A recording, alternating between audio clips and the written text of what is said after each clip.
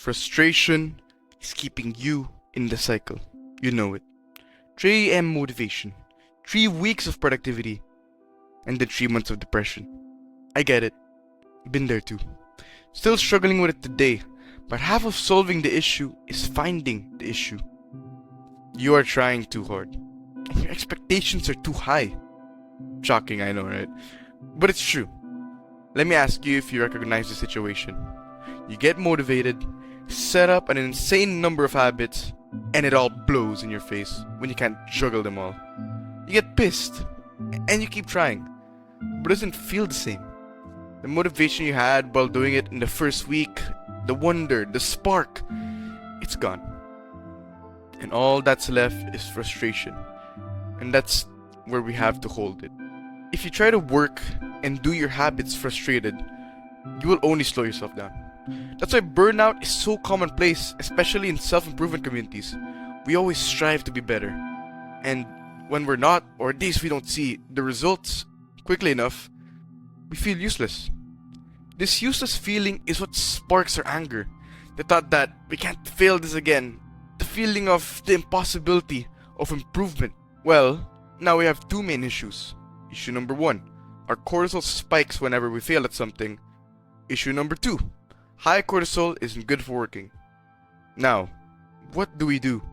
Now, aside from lowering your expectations and making doable habits, which I'm sure you've heard of several times before, I suggest this.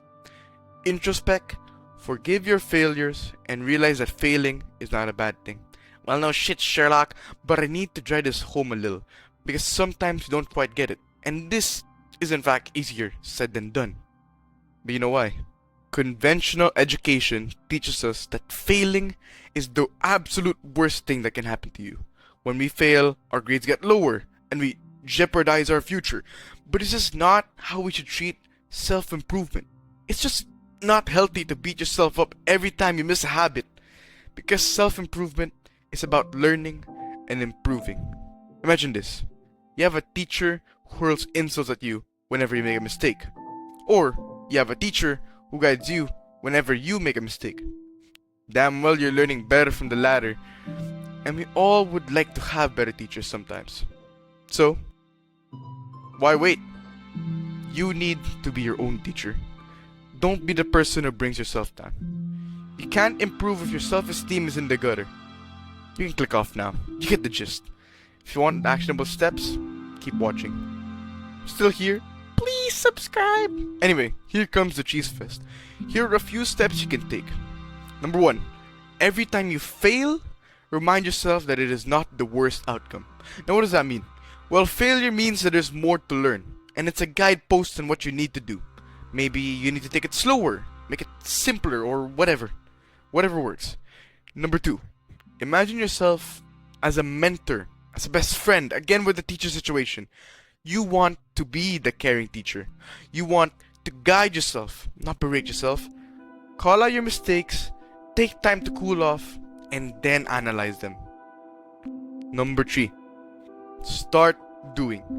Pretty self-explanatory. Just start doing this. Once you get rid of that fear of failure, or at least subdue it, you get rid of the frustration and anger.